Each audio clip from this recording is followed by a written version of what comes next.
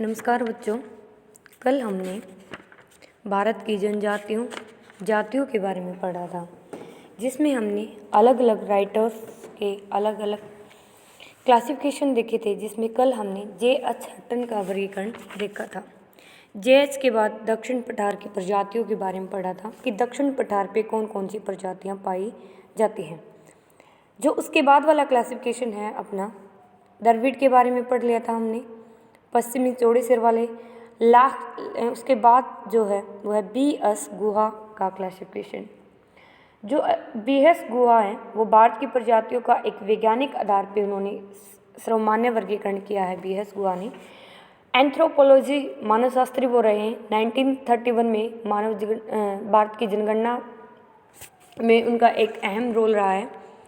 उनका जो क्लासिफिकेशन है डॉक्टर B.S. गुहा द्वारा निग्रोटो मानव समूह और ऑस्ट्रेलियाई समूह के नाम से भी जाना जाता है। मंगोल के बारे में कल मैं बता चुकी हूँ कि मंगोल कैसे होते हैं दिखने में। द्रविडियन के बारे में भी बता चुकी हूँ। तो पूरा मंगोल, लंबे सिर वाले, चौड़े सिर वाले, तिब्बती मंगोल। पूरा और पास्य का मतलब है कि जो पहले मंगोल आए चाइनीज़ थे, बिल्कुल उनकी जो फीचर्स थे वो बिल्कुल चाइनीज़ से मिलते थे, वो पूरा मंगोल है। बाद में वो हमारे यहाँ आने के बाद कुछ बदले तो वो पास्य हो जाएंगे। फिर भूमध्य सागरीय प्रजातियाँ, पूरा ये भी उसी की तरह जो पहले ही भूमध्य सागरीय, फिर भूमध्य सागरीय निवासी पास्य उपभेद। नेक्स्ट है चौड़े सिर वाले पाश्चात्य अल्पाइन निवासी, डेनेरिक्स निवासी, आर्मेनिया निवासी। सबसे पहले बात करते हैं नार्डिक के बारे में। नार्डिक जो है निग्रोटो मानव समूह है, इसमें ये लोग भारत में सबसे पहले आए थे। ठीक है, भारत में पहाड़ियों एवं जंगलों एवं अंडमान निकोबार द्वीप समूह में रहने लगे। जनजातियां जैसे कडार, पुलियन, निग्रोटो प्रजाति, जिसमें कनिकर, इरुला, आगामी, नगा इत्यादि जनजातियां हैं। अगर बात करूं इनकी फिजिकल जो इम्पोर्टेंस विशेषताएं हैं, इनकी कद काठी वाले, इनकी ऊंचाई 105 सेंटीमीटर तक होती है। कपाल गोल, नाक चौड़ी और समतल जबड़ा होता है। जब मैं आपको ऐसे बोलती हूँ गोल कपाल है, नाक चौड़ी है ऊन की तरह इनके बाल होते हैं, तो आपको लग रहा होगा कि जैसे अफ्रीकन जैसे होते हैं फीचर्स। निग्रो भी जैसे अफ्रीका में पाए जाते हैं ना, निग्रो, ऐसा ही इनका होता है। कल मैं आपको इसकी फ़ोटो भी डालूंगी कि दिखने में कैसे होते हैं। कल कुछ फ़ोटो तो मैंने डाली भी थी। और ऑस्ट्रेलियाई समूह जो होता है वो प्रोटो ऑस्ट्रेलियाई। अब आप ऑस्ट्रेलिया की तरह सोचोगे कि ऑस्ट्रेलिया की तरह होते हैं। ये आद ऑस्ट्रेलियाई जो प्रजाति से समानता रखने वाले आद ऑस्ट्रेलियाई समूह दक्षिणी भारत की पहाड़ी क्षेत्रों जंगलों में पाए जाते हैं। मलायान, संथाल, मुंडा, चेचू और कोल जनजातियाँ इसमें पाई जाती हैं। ऐसा विश्वास किया जाता है कि भूमध्य सागरीय लोग के साथ मिलकर इन लोगों ने सिंधु घाटी और मोहन हड़प्पा जो आपकी खुदाइयाँ हैं, इन लोगों ने के शरीर के अवशेष और ढांचे यहाँ पे पाए जाते हैं। क्योंकि कपालधारिका, नासिका, शुष्कांग आदि के कपाल से भी पता लग जाता है ये किस मतलब जनजाति से संबंध रखते हैं। बात करूँ इनकी शारीरिक विशेषताओं की, किसकी शारीरिक विशेषताओं की बात करेंगे अभी हम शारीरिक विशेषताओं की बात करेंगे आद ऑस्ट्रेलियाई समूह की।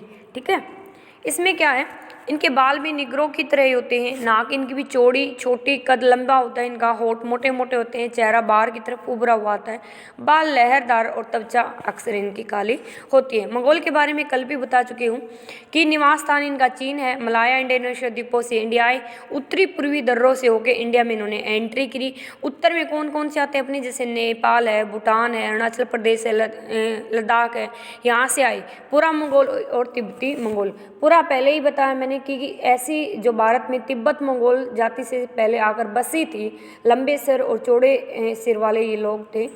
उसके बाद तिब्बती मंगोल थे, वो तिब्बत के आसपास भूटान, सिक्किम, लद्दाख और बलिस्तान से आके यहाँ रहते थे।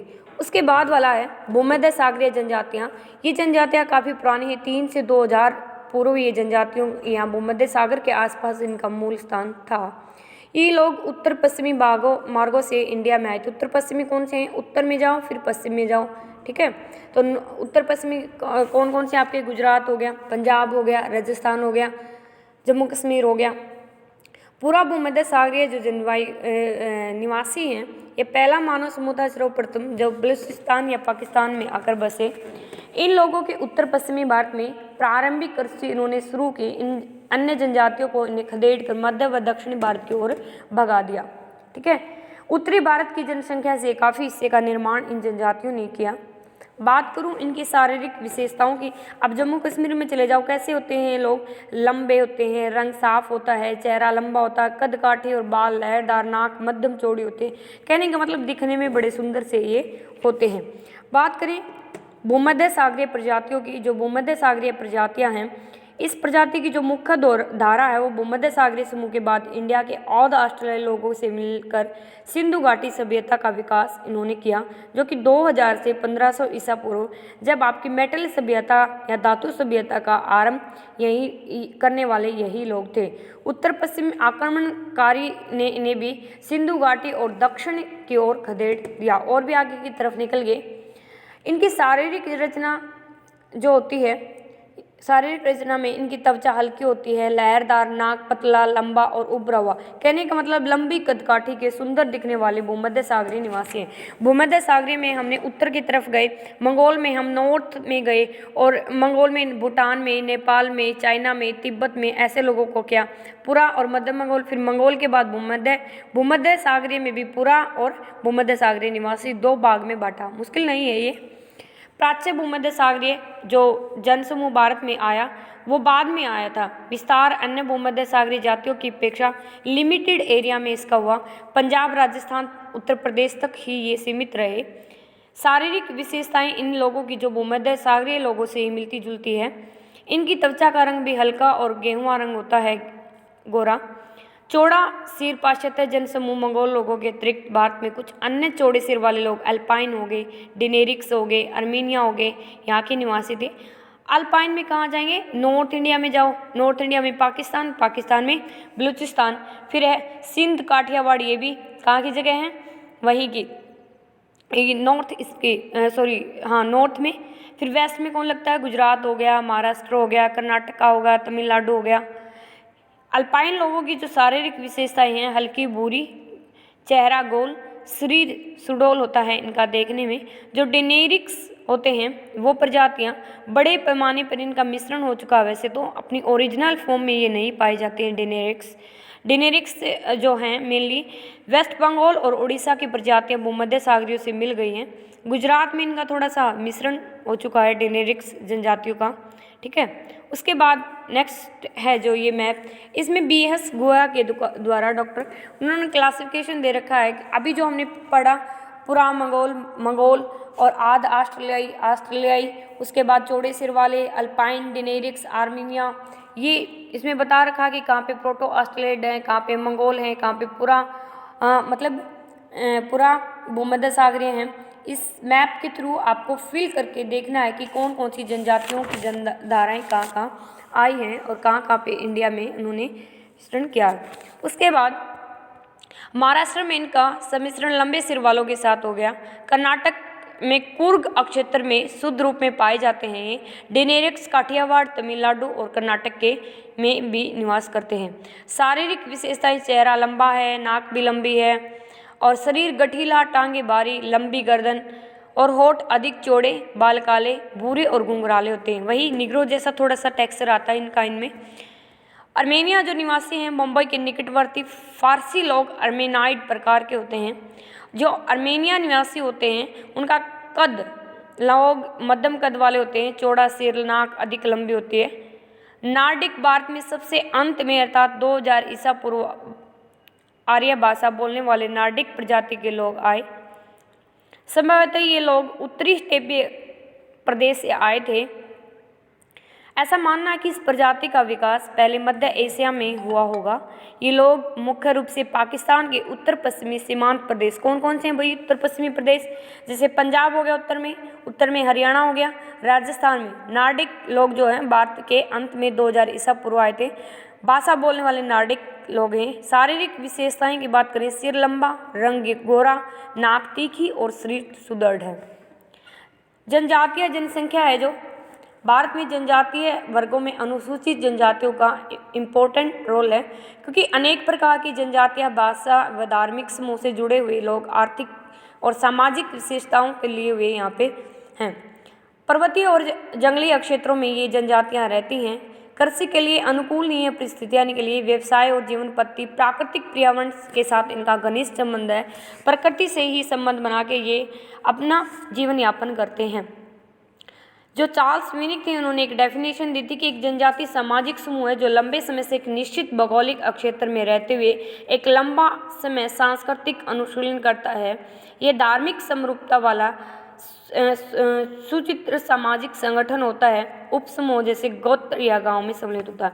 अब ये डेफिनेशन में कहना चाहता है कि एक तरह की जाति एक तरह के कल्चर में भौगोलिक क्षेत्र में रहते हुए अपनी संस्कृति, भाषा का अनुपालन, धर्म का अनुपालन करते हुए सामाजिक संगठन का निर्माण करते हैं।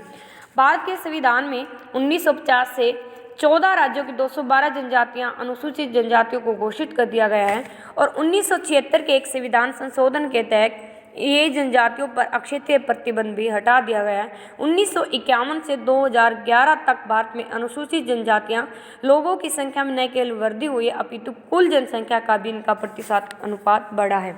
आफ्टर 1951 अनुसूचित जनजातियों की संख्या लगभग 2.25 करोड़ हो गई थी और इनकी जनसंख्या में जो इजाफा हुआ है 5.6% तक हुआ है। 2011 में इन जनजातियों की जनसंख्या बढ़कर 10 करोड़ तथा देश की जनसंख्या का 8 से 9% हिस्सा ये जनजातियां रखती हैं। अनुसूचित जनजातियां जनसंख्या में प्राकृतिक वृद्धि अपेक्षाकृत अधिक है। ठीक है, अनुसूचित जनजातीय समूह भी सम्मिलित कर लिए गए जिसमें संथाल, भील, गोंड 30 लाख से अधिक ये जनजातियां पाई जाती हैं। बात करें इनके डिस्ट्रीब्यूशन की, जनजातियों के इनके डिस्ट्रीब्यूशन में सबसे पहले पंजाब, हरियाणा, दिल्ली, उत्तर प्रदेश में तो ना के बराबर हैं। यहाँ जनजातियाँ बहुत ही कम पाई जाती हैं क्योंकि कृषि के लिए उपयुक्त क्षेत्र हैं या उपयुक्त दशाएँ हैं तो इनमें नहीं पाई जाती। लेकिन नॉर्थ ईस्ट में असम, झारखंड, पश्चिम बंगाल में, जैसे असम में 12, झारखंड में 26 और पश्चिम बंगाल में ये जनजातियाँ 5% या 6% के आसपास पाई जाती हैं। भारत के दक्षिणी में केरल, कर्नाटक, तमिलनाडु में जनसंख्या बिल्कुल नगण्य है, मतलब बहुत ही कम है। महाराष्ट्र, साउथ में एक अपवाद है जहाँ 9 से 10% जनजातियाँ आपको पाई जाती हैं। मध्य भारतीय राज्यों में मिड में आ जाओ, इंडिया के मध्य में गुजरात, राजस्थान, मध्य प्रदेश, उड़ीसा में 13 से 23% जनसंख्या उबड़ खाबड़ जहाँ पे फॉरेस्टेड एरिया, वनाच्छादित क्षेत्र में केंद्रित है। भारत के उत्तरी पर्वतीय क्षेत्रों में, हिमाचल प्रदेश में, जम्मू कश्मीर में, पहाड़ों में, वनों में ये जनजातियाँ पाई जाती हैं। नॉर्थ ईस्ट के लक्षद्वीप, दादर नगर हवेली में जनजातियाँ कम ही हैं, फिर भी कुल जनसंख्या के अनुपात में जनजातियों का प्रतिशत का है जो मिजोरम, नागालैंड, मेघालय और लक्षद्वीप में 31 से 35% तक जनजातियाँ त्रिपुरा और मणिपुर में पाई जाती हैं। भारत की कुल जनजातियों की जो जनसंख्या 82% केवल मध्य प्रदेश, उड़ीसा, झारखंड, गुजरात, राजस्थान, महाराष्ट्र राज्यों में पाई जाती है। मिजोरम, लक्षद्वीप, अरुणाचल प्रदेश और नागालैंड, मेघालय में जनजातियाँ 69% से 95% यहाँ पे हैं। स्थानिक वितरण की बात करूँ तो जनजातियाँ अलग अलग एरियो में अलग अलग केंद्र है, कहीं पे ज़्यादा है, कहीं पे कम है। लेकिन नॉर्थ ईस्ट राज्यों पर इसका दूसरी पश्चिम राजस्थान के पूर्व में उड़ीसा तक है। दमन और दीव में सबसे अधिक है। पंजाब, हरियाणा उपजाऊ मैदान होने की वजह से नामो निशान बिल्कुल ही नहीं है। चंडीगढ़, दिल्ली में भी जनजातियाँ हैं ही नहीं, यहाँ पे जनजातियाँ के लोग बहुत कम पाए जाते हैं। देश की कुल जनसंख्या का 94% मिजोरम प्रथम स्थान पे है जहाँ पे जनजाति सबसे ज़्यादा। नॉर्थ ईस्ट, दादर नगर हवेली, लक्षद्वीप जनजातियाँ कुल जनसंख्या की आधी हैं। कि भारत की 1/3 जनजातीय जनसंख्या जो 20% से 2/3 जनसंख्या 72 जिलों में पाई जाती है। आज का हम यही समाप्त करते हैं। बाकी जो कल पढ़ेंगे हम अनुसूचित जनजातियाँ मैप के थ्रू पढ़ेंगे। बाद में जनजातियों का भौगोलिक वितरण कहाँ है, अनुसूचित जातियों की साक्षरता दर क्या है, कहाँ पे वो पाई जाती हैं, भारत की प्रमुख जनजातियाँ कौन कौन सी आदि के बारे में बाद में पढ़ेंगे। Thank you very much. इसको आप कंप्लीट कर लेना।